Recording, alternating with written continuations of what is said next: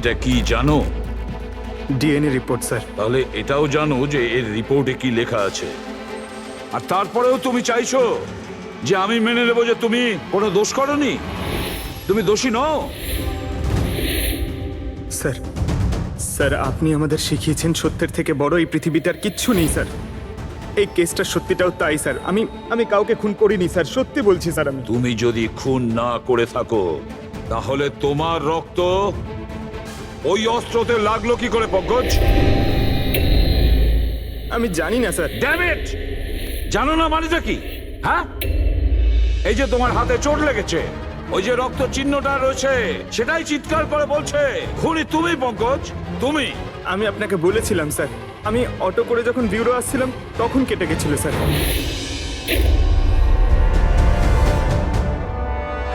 Sir এটাও তো হতে পারে যে কেউ পঙ্কজকে ফাঁসানোর চেষ্টা করছে।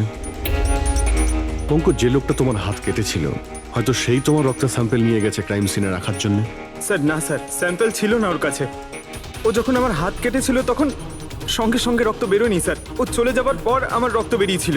ওর কাছে আমার স্যাম্পল থাকতেই পারে না স্যার। যদি তোমার রক্ত কেউ না নিয়ে থাকে তাহলে তোমার রক্ত ক্রাইম সিনে শুধু একটা কারণেই যেতে পারে পঙ্কজ, আর সেটা তখনই যখন তুমি ওখানে খুন করতে গিয়েছিলে। স্যার এ তো অদ্ভুত ব্যাপার। স্যার পঙ্কজ যদি মিথ্যে বলতো, আমাদের বিভ্রান্ত করতে চাইতো, তাহলে তো বলতেই পারতো যে ওর স্যাম্পল কেউ নিয়ে চলে গেছে, কিন্তু ও আমাদের সত্যি বলল। তাহলে ওর সত্যির কি কোনো দাম নেই স্যার? হ্যাঁ অভিজিৎ, সত্যির অনেক দাম আছে, কিন্তু আপাতত এই কেসের একটাই সত্যি। এই খুনের একজনই সাসপেক্ট, আর সে হলো পঙ্কজ।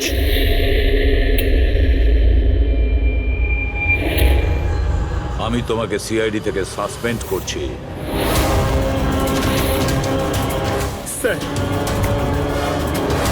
স্যার আমার কথা বিশ্বাস করুন, আমি কিচ্ছু করিনি। আমি খুন করিনি, আমি আমার বাবার দিব্যি করে বলছি স্যার। তোমার গান আর ব্যাচ। স্যার, একজন ছেলে তার বাবার শ্রাদ্ধের দিন কিভাবে তার মিথ্যে দিব্যি কাটতে পারে স্যার? আমি তোমাকে জিজ্ঞেস করিনি ফেডরিক। গান আর ব্যাচ।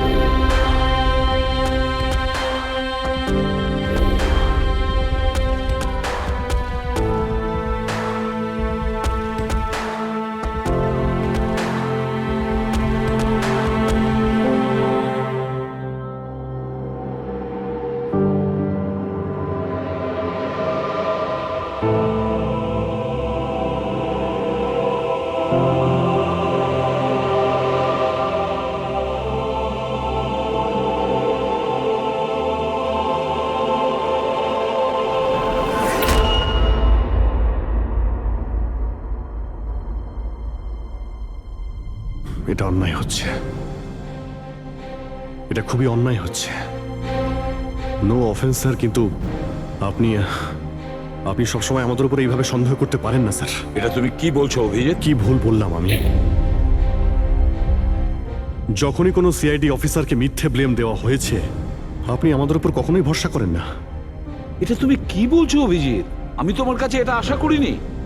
স্যার, আমাদেরও আপনার কাছে কিছু আশা থাকে স্যার। আপনার একটা ইশারায় আমরা যে কোনো মুহূর্তে জীবন দিতে প্রস্তুত থাকি। তাহলে এটুকু আশাও কি অন্যায় যে আপনি খারাপ সময় আমাদের পাশে থাকবেন, আমাদের আপনি সহযোগিতা করবেন? তোমাদের আমি সহযোগিতা করি না? সত্যিটা জানার চেষ্টা করিনি? সত্যিটা জানার চেষ্টা করে অনেকবার আপনি আমাদের আত্মসম্মানে আঘাত করেছেন স্যার। আমাদের দায়িত্ব আর কর্তব্যকে আপনি সন্দেহ করেছেন। যখন আমাকে মিথ্যে অপবাদ দেওয়া হয়েছিল, আপনি আমার উপরে ভরসা করেননি স্যার। আর যতক্ষণ পর্যন্ত অভিজিৎ নিজেকে নির্দোষ প্রমাণিত করছে, ওকে জেলেই থাকতে হবে।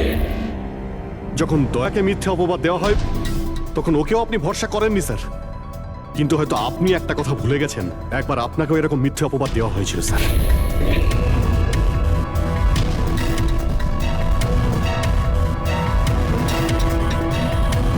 সেই মুহূর্তে আমাদের মধ্যে কেউ আপনাকে সন্দেহ করেনি। আমরা শক্ত দেওয়াল হয়ে আপনার সামনে দাঁড়িয়েছিলাম স্যার, যাতে আপনাকে কেউ ক্ষতি করতে না পারে। তাহলে আমাদের খারাপ সময় কি আপনি আমাদের পাশে দাঁড়াতে পারেন না? অভিজিৎ কোনো অপরাধীর থেকেও বিপজ্জনক একজন ইমোশনাল সিআইডি অফিসার। তুমি ইমোশনাল হয়ে যাচ্ছ অভিজিৎ। আমি তোমাকে এই কেস থেকে সরিয়ে দিলাম।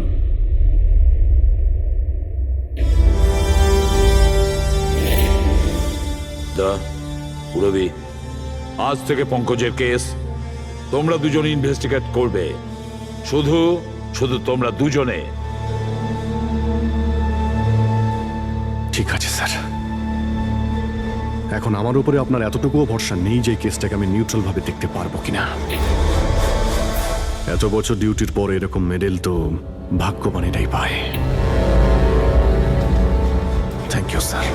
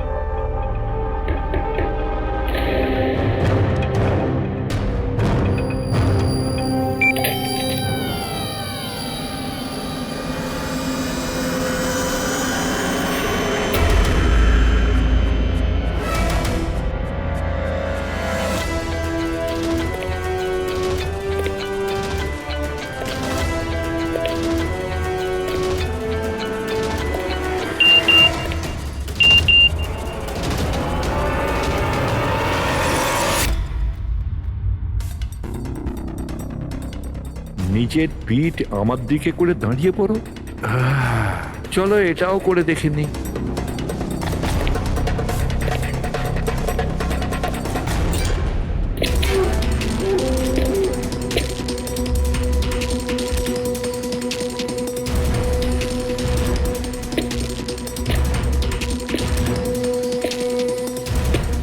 আপনি এসে গেছেন স্যার। আমি আপনার জন্য অপেক্ষা করছিলাম। ওইখানে আপনার ফাইলটা আছে, ওখানে পুরো ফাইন্যান্সিয়াল প্ল্যান পড়ে আছে এবং আমার স্থির বিশ্বাস যে আপনার খুব পছন্দ হবে।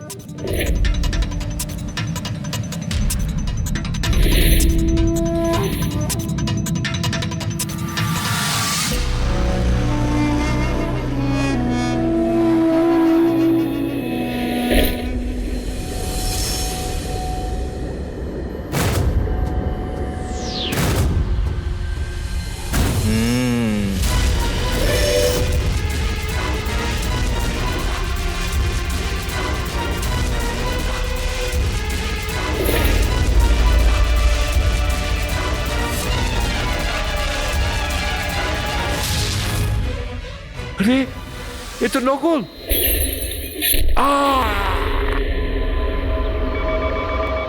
Hello ACP Pradyuman here. What? কখন? আচ্ছা ঠিক আছে,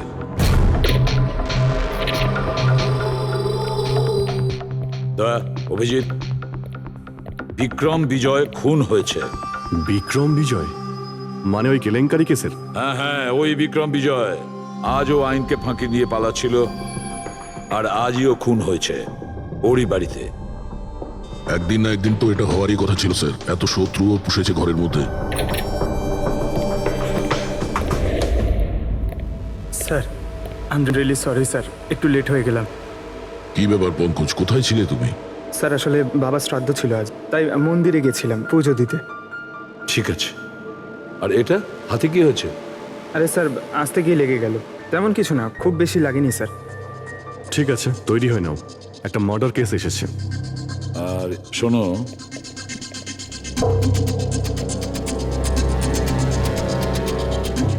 কার আবার মার্ডার হলো? বিক্রম বিজয়।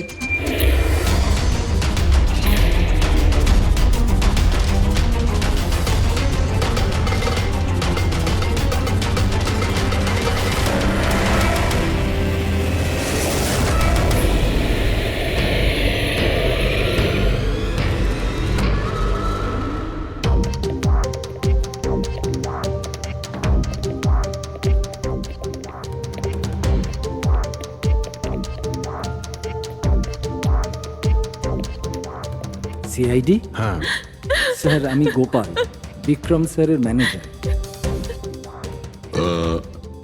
এই তিনজন কারা? এ মোহিত, বিশাল আর ও হলো রাঘব, এরা স্যারের সিকিউরিটি গার্ডস।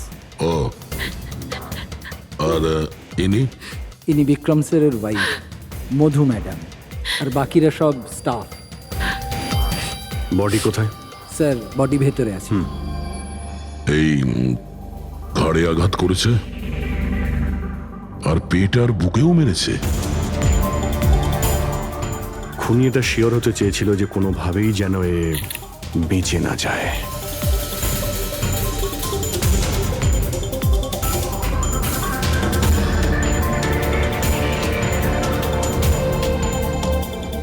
মনে হচ্ছে এটা দিয়ে আঘাত করেছে এর ওপর।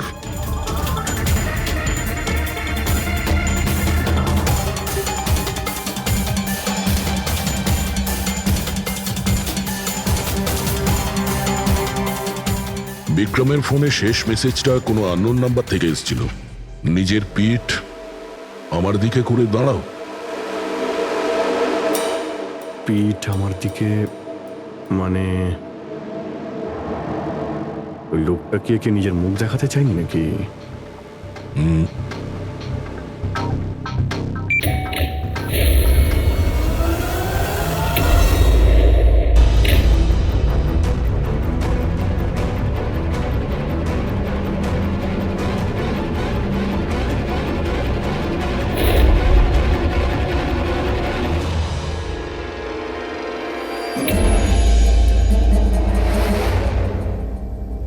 এই দেখুন স্যার, ফুলদানি থেকে আমি কি পেয়েছি, audio recording device. Audio recording device মানে এই রুমের মধ্যে যা কথাবার্তা হচ্ছিল? ওর আমি নাম তো জানি না, কিন্তু ও যেভাবে প্রস্তুতি নিচ্ছিল ওটা দেখে তো মনে হচ্ছিল যেন ওনার কোনো বিশেষ ক্লায়েন্ট হবে, আর উনি বিক্রমের সাথে দেখা করতে চাইছিলেন। এই ক্লায়েন্ট বিক্রমের কন্ট্যাক্ট এলো কি করে?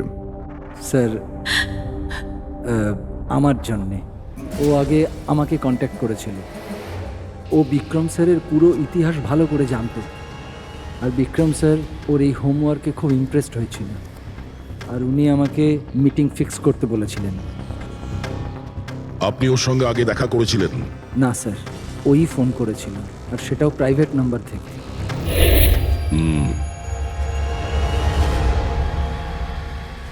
তাহলে আপনারা মিটিং এর আগে সবকিছু দেখে নিয়েছিলেন? হ্যাঁ হ্যাঁ স্যার। ওই রুমটা খুব ভালো করে চেক করে নিয়েছিলেন তো? হ্যাঁ। তাহলে এই অডিওর রেকর্ডিং ডিভাইস এটা রুমের মধ্যে এলো কি করে? স্যার এটা কোথায় ছিল? ফ্লাওয়ার পটের মধ্যে। ফ্লাওয়ার পটে? ওটা তো তুই চেক করেছিলিস না মোহিত? আমি চেক করেছিলাম স্যার, কিন্তু আমি এটা ফ্লাওয়ার পটে দেখতে পাইনি। দেখতে পাননি? আগে না। আচ্ছা, কিভাবে তুমি দেখলে না? ব্যুরো চলো, ওখানে সবাই খুব ভালোভাবে দেখতে পায়।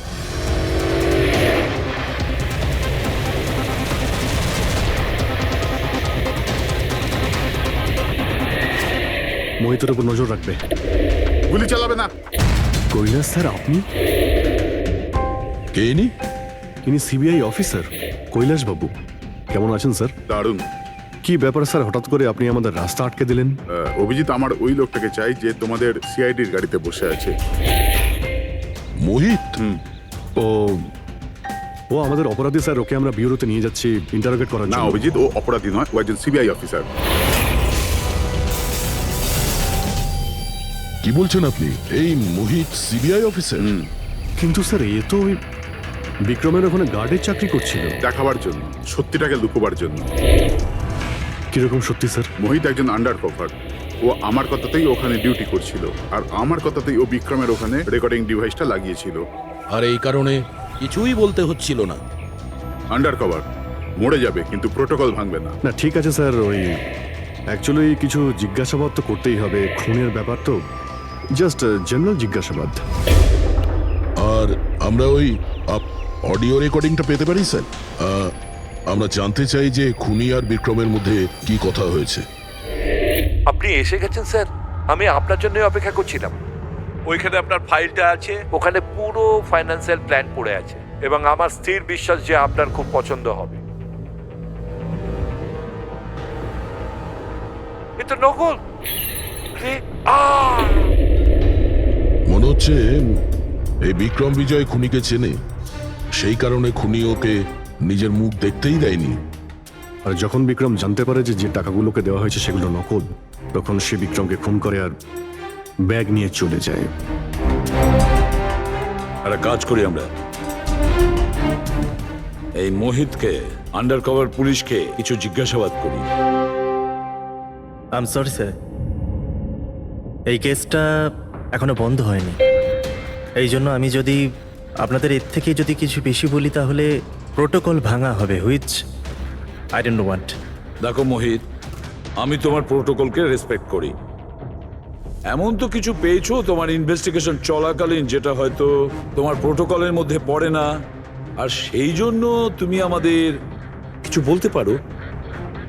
কিছু তো একটা বলবে যে সূত্র ধরে আমরা খুনি পর্যন্ত পৌঁছতে পারি। আমি আপনাদের শুধু এটা বলতে পারি যে গত কয়েক বছর ধরে সিবিআই এই বিক্রমের পিছনে পড়েছিল। আজ থেকে 15 বছর আগে, সাল 2002-তে সিবিআই এক আন্ডার কভার অফিসারকেও বিক্রমের পিছনে লাগিয়েছিল কিছু বিশেষ প্রমাণ জোগাড় করতে, কিন্তু কিছু পাওয়া যায়নি। আর আনফর্চুনেটলি আমাদের এই অফিসার মারা যান। এক মিনিট, নাম কি ছিল এই অফিসারের? ইন্সপেক্টর অধিরাজ।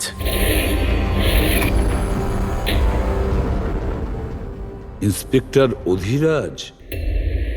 এই বোতলে যে রক্তটা আছে, এই রক্তে বিক্রমের ডিএনএ ছাড়াও অন্য কারো ডিএনএ আছে। বিক্রমের ডিএনএ ছাড়াও অন্য কারো ডিএনএ আছে? তুমি বলতে চাইছো অন্য কেউ ছিল? কে ছিল সালুকে? ক্রিমিনাল ডাটাবেসের সঙ্গে কম্পেয়ার করে দেখেছিলে, ম্যাচ করে দেখেছিলে তুমি? তার দরকার পড়েনি। প্রয়োজন ছিল না কি বলছো সালুকে? সেটা কার ডিএনএ? ওই ডিএনএ হ্যাঁ, পঙ্কজের। হোয়াট? ওই ডিএনএ পঙ্কজের? আমাদের পঙ্কজের? আমাদের পঙ্কজের। এটা কি করে হতে পারে? সিআইডি অফিসার হলো পঙ্কজ। সিআইডি অফিসার পঙ্কজ খুন করতে পারে? আমাদের একজন অফিসার খুনি? কিন্তু স্যার, পঙ্কজ কেন খুন করতে যাবে? সেটাই তো, সিআইডি অফিসার কেন খুন করতে যাবে? স্যার, বিক্রমের বাড়ির থেকে 1 কিলোমিটার দূরে পুলিশ একটা বেবারিশ মোটরসাইকেল পেয়েছে স্যার। কার মোটরসাইকেল ছিল ওটা? স্যার, ও পঙ্কজের ওটা।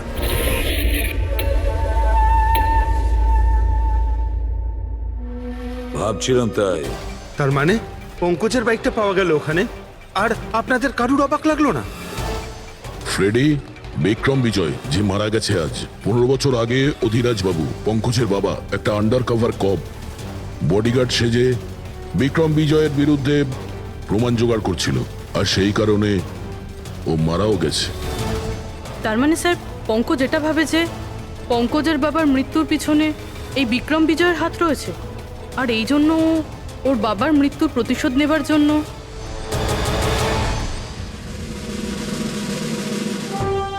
পঙ্কজ এখন কোথায়?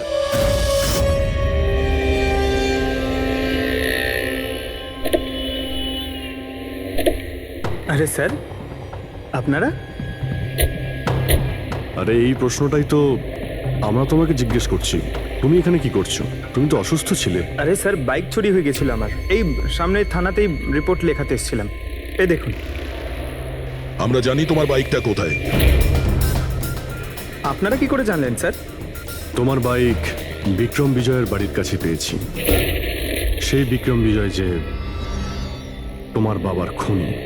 যখন বিউরোতে এসিপি স্যার বলল যে বিক্রম বিজয়ের খুন হয়েছে, তখন তুমি জানতে না ওই বিক্রম বিজয়?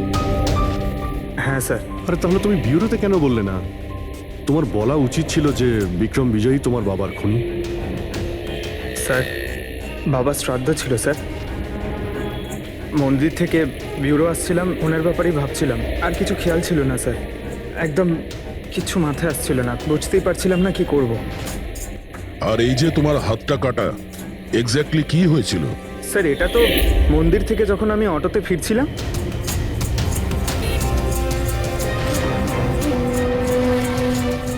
কি হলো স্যার? তাহলে একজন অচেনা লোক আঘাত করে চলে গেল? হ্যাঁ, এমনি অকারণে? স্যার আমি জানি বিশ্বাস করাটা একটু কঠিন, কিন্তু এটাই সত্যি। আচ্ছা পঙ্কজ, তুমি সবসময় তো বাইকে করে বিউরোতে আসতে, হঠাৎ তুমি অটো করে কেন এলে? হঠাৎ করে না স্যার, আমার বাইক তো দুদিন ধরে খারাপ হয়ে রয়েছে।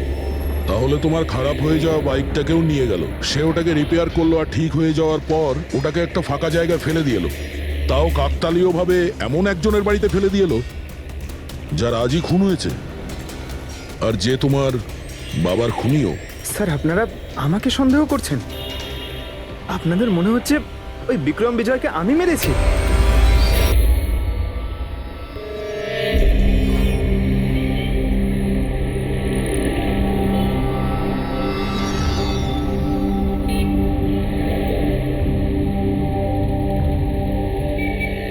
যদি এই পঙ্কজ নিজের বাড়ি থেকে বিক্রম বিজয়ের বাড়িতে যায়, তো এখানে এই জাংশন থেকেই গিয়েছে।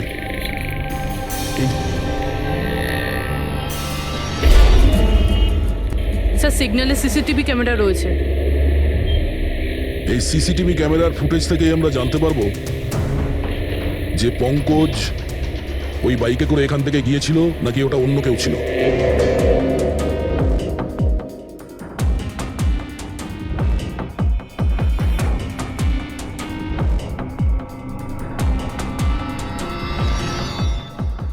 এক মিনিট রিওয়াইন্ড করো,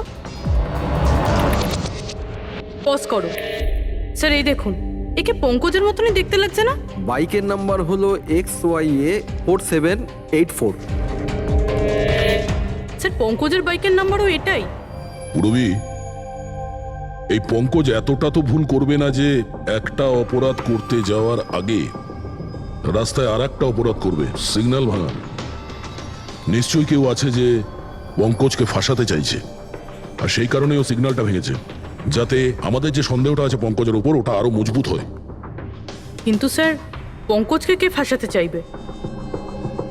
হতে পারে ওর কোনো পুরনো শত্রু। স্যার, আমার এমন কোনো পুরনো শত্রু নেই যে আমাকে ফাঁসানোর জন্য এরকম কিছু করবে স্যার। পঙ্কজ, খুব ভালোভাবে চিন্তা করো, কেউ তো হবে। না স্যার। যদি তোমার কোনো শত্রু না থেকে থাকে, তাহলে এই খুন তুমিই করেছো। তুমি নিজের বাবার মৃত্যুর প্রতিশোধ নিয়েছো তুমি, আর সেটাও ওনার মৃত্যুবার্ষিকীতে। স্যার, আমার প্রতিশোধ নেবার কোনো মেন্টালিটি নেই স্যার। আমি খুনি না স্যার, আমি একজন সিআইডি অফিসার। যতদূর বাবার কথা স্যার, আমি তো ওনাকে ভালো করে দেখিও নি। স্যার আমার তো এমন কিছু মনেও নেই যে উনি আমাদের সঙ্গে কখনো টাইম স্পেন্ড করেছেন বা আনন্দ করেছেন। স্যার উনি হয়তো কখনো ভাবতেনও না যে ওনার একটা ছেলে আছে যার ওনাকে প্রয়োজন। তার মানে হলো তোমার বাবার সঙ্গে তোমার সম্পর্ক ভালো ছিল না? স্যার উনি একজন আন্ডারকভার কপ ছিলেন, বেশিরভাগই নিজের কাজে ব্যস্ত থাকতেন। বাড়ি, সংসার, সন্তান, পরিজন সেসব নিয়ে উনি কোনোদিন মাথায় ঘামাননি।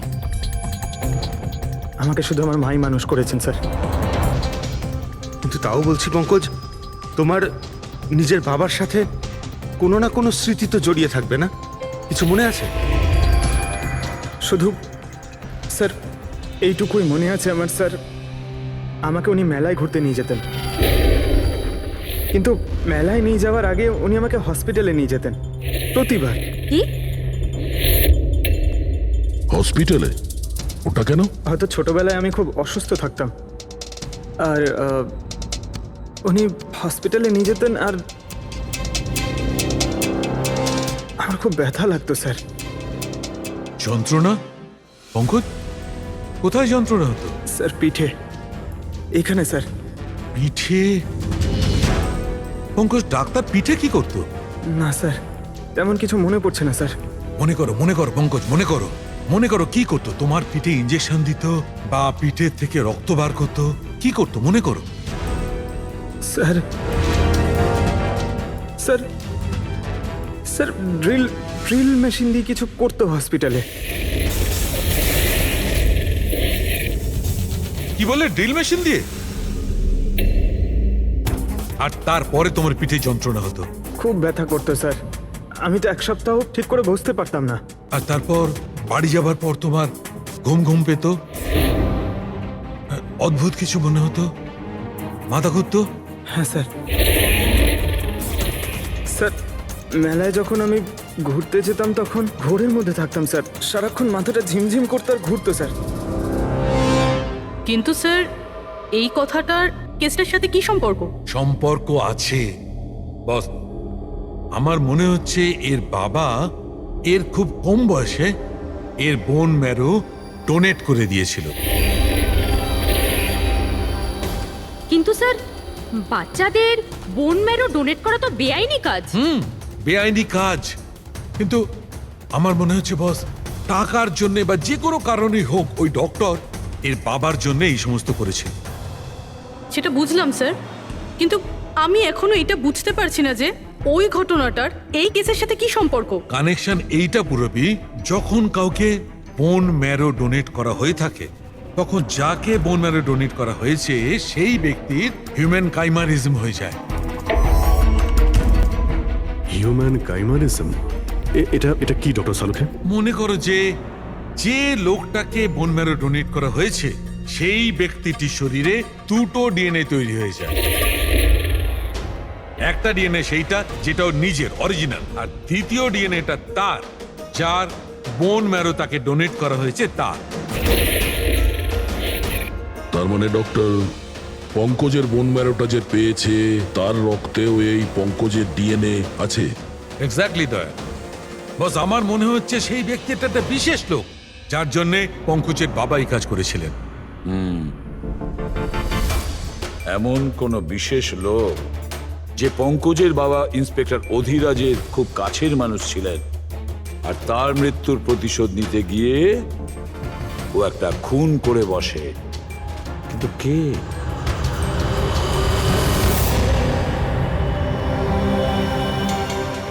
দয়া। Hi sir. Hello Abhijeet. Hi Daya, কেমন হ্যালো, আছো? গুড। সরি, আপনাকে এটা কোনো একটা জায়গাতে ডেকে আনতে হলো। অভিজিৎ, যে ইনফরমেশন তোমার দরকার ছিল সেটা না সিআইডি অফিসে দেওয়া যেত না আমার অফিসে? থ্যাংক ইউ স্যার আমাদের সাহায্য করার জন্যে। স্যার পঙ্কজ একজন সৎ অফিসার, আর যদি আপনার সাহায্যকে আমরা নিরাপরাধ প্রমাণ করতে পারি। অভিজিৎ, তোমার মনে আছে এক বিপজ্জনক অপরাধী ছিল রাকা, তাকে ধরতে তুমি আমাকে সাহায্য করেছিলে? তা ধরে নাও আমি সেটারই ঋণ মেটাচ্ছি। এসব আপনি কি বলছেন স্যার? অ্যাকচুয়ালি আমাদের পঙ্কজের বাবা ইন্সপেক্টর অধিরাজের ব্যাপারে কিছু ইনফরমেশন চাই, যতটা আপনি দিতে পারবেন। আপনি কাজ করেছেন না ইন্সপেক্টর অধিরাজের সঙ্গে? হ্যাঁ দয়া, অধিরাজ খুবই সৎ ইন্সপেক্টর ছিল আর সাহসীও। আমার তো এটা বলতে গর্ব হয় যে আমরা একসাথে কাজ করেছি। স্যার অ্যাকচুয়ালি আমরা এটাই জানতে চাই যে ওনার আন্ডারকভার মিশনের সময় ওনার সঙ্গে কারো কি কোনো গভীর সম্পর্ক হয়েছিল? আই মিন কোনো নতুন পরিবার সেরকম কিছু? অভিজিৎ, এই যে আন্ডার কভারদের যে দুরকম জীবন হয়, খুব কঠিন হয় সেটা সামলানো। এই পুলিশেরাও তো মানুষ হয় নাকি, আর তাদেরকেও সেই সীমাটা পেরিয়ে যেতে নেই যেটা ও পেরিয়ে গিয়েছিল। মানে ওনারও কারোর সঙ্গে ভালোবাসা হয়েছিল? ওনারও কোনো অন্য পরিবার ছিল? হ্যাঁ, অধিরাজের দ্বিতীয় স্ত্রী বাচ্চা জন্ম দিতে গিয়ে মারা গিয়েছিল। ও, আর অধিরাজ বাবুর মৃত্যুর পর এই দ্বিতীয় বাচ্চাটার কি হয়েছে? এই রহস্য সবসময় রহস্যই রয়ে গেছে। অধিরাজ ওই দ্বিতীয় বাচ্চাটাকে কোথায় রেখেছে, কিভাবে বড় করেছে, আর ওই বাচ্চাটা কোথায় গেল কেউ কিছু জানে না। আর এই যে বাচ্চাটা, মানে দ্বিতীয় বিয়ের বাচ্চাটা, কত বয়স ওর? এ পঙ্কজের থেকে 2-3 বছর বড় হবে। বিয়ে পঙ্কজের মায়ের সাথে আগে হয়েছিল, কিন্তু বাচ্চা দ্বিতীয় স্ত্রীর আগে হয়েছিল। হয়তো ওনার কোনো রোগ ছিল যার কারণে অধিরাজবাবু পঙ্কজের বোন ম্যারো ওকে দিয়েছিলেন। নিজের বাবার মৃত্যুর প্রতিশোধ নিতে হতে পারে খুনটা পঙ্কজের সৎ ভাইই করেছে। আর এখন প্রশ্ন এটাই যে পঙ্কজের এই সৎ ভাই কে সে, আর এখন কোথায়? আমার কিছু কিছু আইডিয়া হচ্ছে যে ওর সঙ্গে ঠিক কি হতে পারে। দেখুন স্যার, আমাদের আরো একটা সাহায্যের খুব প্রয়োজন। এই আন্ডারকভার মিশনের সময় আপনাদের সঙ্গে আর কারা কারা ছিলেন তার সবার ইনফরমেশন চাই, আর অধিরাজ বাবুর ডিটেলস। অভিজিৎ, এটা একটু মুশকিল হবে। জানি স্যার, এটা খুবই কঠিন, কিন্তু কাউকে নির্দোষ প্রমাণ করতে হবে। আপনি আমাদের উপরে বিশ্বাস রাখতে পারেন, সমস্ত ইনফরমেশন আমাদের কাছেই থাকবে। ওকে। আরে ভাই, কতক্ষণ আর অপেক্ষা করতে হবে? এ লোক সময় আসে না কেন?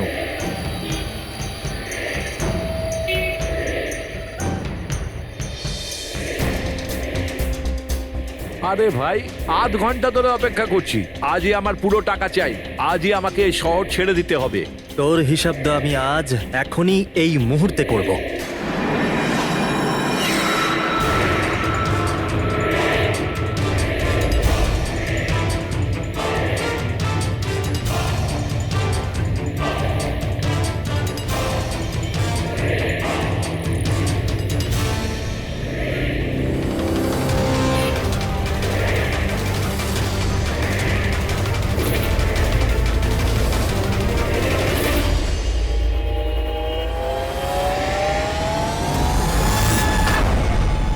তোর অ্যাকাউন্ট সিআইডি বন্ধ করবে।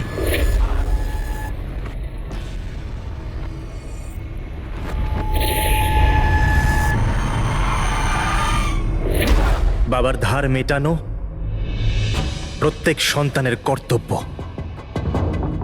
আর যে ছেলেটা করে তাকেই ভালো ছেলে বলা হয়, আর সেটা হলাম আমি। তুমি তো কিছু করনি, আমি নিয়েছি আমার বাবার মৃত্যুর বদলা। দেখো মোহিত, তোমাদের বাবা ইন্সপেক্টর অধিরাজ একজন সৎ, একজন কর্তব্যপরায়ণ পুলিশ অফিসার ছিলেন। কি ভাবছিলে তুমি তোমার মতন একজন অপরাধীর বাবা হয়ে গর্ব করতেন, নাকি পঙ্কজের মতন একজন সৎ সিআইডি অফিসারের উপর? তার সত্যি কথা বলতে তো বাবার সব সময়ই এই পঙ্কজের উপর গর্ব ছিল, আর ভালোবাসতো একেই বেশি। আমাকে তো উনি অনাথ আশ্রমে দিয়ে দিয়েছিলেন স্যার, যাতে ওনার দ্বিতীয় পরিবারের ওপর কোনো আঁচ না আসে। তুমি যখন এই কথাটা জানতে আমাদের কাছে এলে না কেন? আমি তো তোমার ভাই, একসঙ্গে ধরতাম বিক্রমকে, তাও আইনের পথে। চাই না আমার তোমার সাহায্য। আমাদের বাবার হত্যাকারীকে কিভাবে ধরতে হবে, কিভাবে ওর উপর প্রতিশোধ নিতে হবে, এর প্ল্যানিং আমি আগে থেকেই করে রেখেছিলাম, অনেক দিন থেকে। আর এটাই হলো কারণ আমার সিবিআই অফিসার হওয়ার। আর ঠিক আমার বাবার মতোই একটা আন্ডারকভার মিশনে গেছিলাম ওই বিক্রমের বিরুদ্ধে, কিন্তু এইবার তাকে সাজা দেওয়ার জন্য নয় স্যার, বরং ওকে শেষ করার জন্য।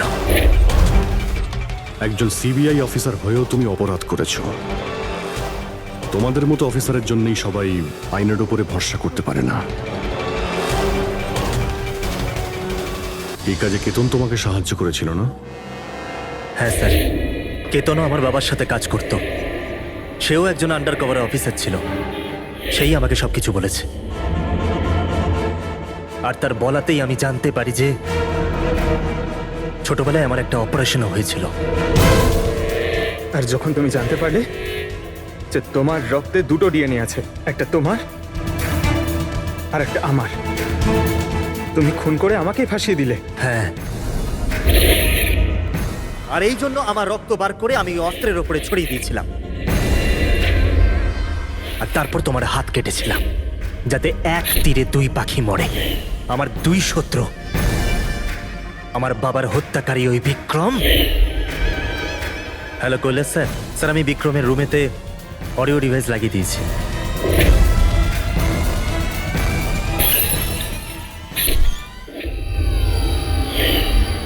আর তুমি আমাকে এত ঘৃণা করার কারণ কি ভাই? কেন করবো না বলো তো?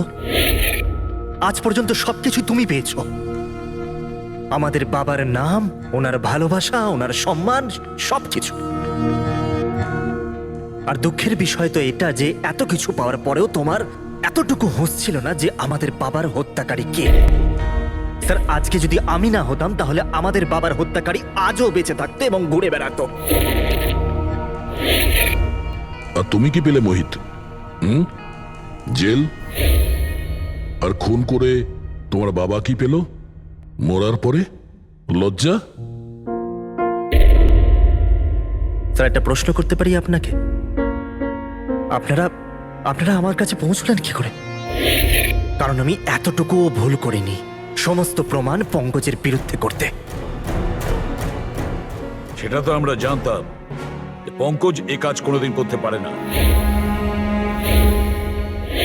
আর বাকি রইল তোমার অবধি পৌঁছানোর। যখন আমরা দুটো ডিএনএর খোঁজ পেলাম, আমরা তোমার বাবা ইন্সপেক্টর অধিরাজের ব্যাকগ্রাউন্ড চেক করলাম। সেখান থেকেই আমরা জানতে পারি যে ওনার আরো একজন ছেলে আছে, তুমি।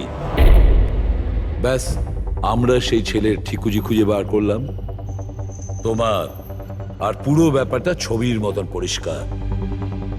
অনেক ভুল করেছো তুমি মোহিত, মস্ত বড় ভুল করেছো। আইন তোমাকে কঠোর থেকে কঠোরতম শাস্তি দেবে।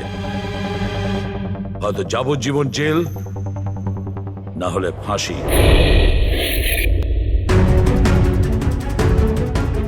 ফ্রেডরিক,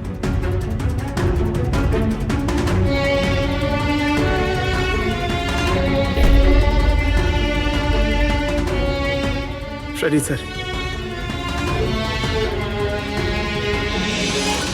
আমি জানি তোমার মনে শুধু আমার প্রতি ঘৃণাই আছে, কিন্তু আমি সত্যি জানতাম না আমার কোনো ভাই আছে।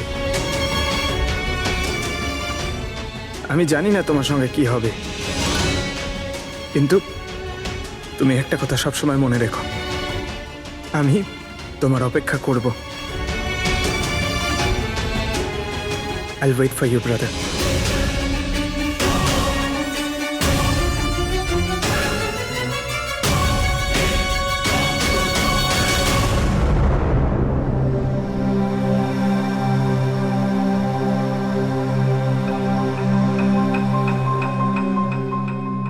পঙ্কজ, দেখো, তোমার যে ভালো দিকটা আছে না, সেটা কিন্তু বাঁচিয়ে রাখবে খুব ভালো করে।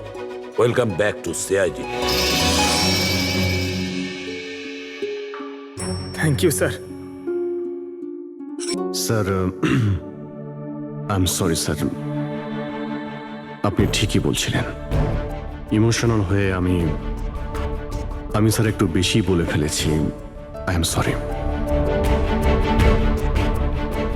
দেখো অভিজিৎ, তোমরা সবাই আমার কাছে শুধু সিআইডি অফিসার নও, তোমরা আমার গর্ব, আমার আত্মবিশ্বাস, তোমরা আমার শক্তি। তোমরা আর এসিবি প্রদ্যুমান আজ পর্যন্ত নিজের শক্তিকে সন্দেহ করেনি, না কোনোদিন করবে। সময় তো সব সময়ই মানুষের পরীক্ষা নেয়, কিন্তু কর্তব্যের পথে চলার সময় যদি নিজের সন্তানের ওপরেও গুলি চালাতে হয়, আমাদের হাত যেন না কাঁপে। স্যার আমি কিচ্ছু করিনি স্যার, আমি কাউকে খুন করিনি স্যার। এটা কি জানো? DNA report sir. তাহলে এটাও জানো যে এর রিপোর্টে কি লেখা আছে। আর তারপরেও তুমি চাইছো যে আমি মেনে নেবো যে তুমি কোনো দোষ করনি, তুমি দোষী নও। স্যার স্যার আপনি আমাদের শিখিয়েছেন সত্যের থেকে বড় এই পৃথিবীতে আর কিচ্ছু নেই স্যার। এই কেসটার সত্যিটাও তাই স্যার। আমি আমি আমি কাউকে খুন করিনি স্যার, আমি সত্যি বলছি। তুমি যদি খুন না করে থাকো তাহলে তোমার রক্ত ওই অস্ত্রতে লাগলো কি করে পঙ্কজ? আমি জানি না স্যার। Damn it! জানো না মানেটা কি? হ্যাঁ, এই যে তোমার হাতে চোট লেগেছে, ওই যে রক্ত চিহ্নটা রয়েছে, সেটাই চিৎকার করে বলছে খুনি তুমি পঙ্কজ, তুমি। আমি আপনাকে বলেছিলাম স্যার, আমি অটো করে যখন ব্যুরো আসছিলাম তখন কেটে গেছিল স্যার।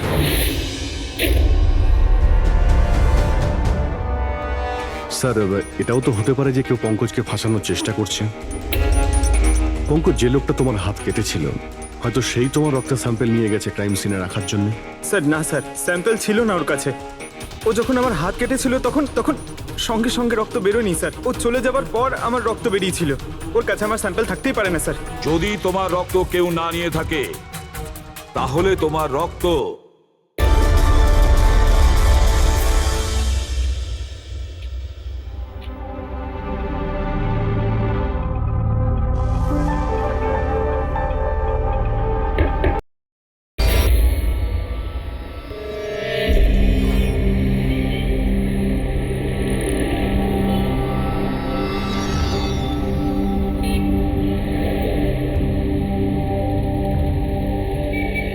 যদি এই পঙ্কজ নিজের বাড়ি থেকে বিক্রম বিজয়ের বাড়িতে যায় তো এখানে এই জাংশন থেকেই গিয়েছে।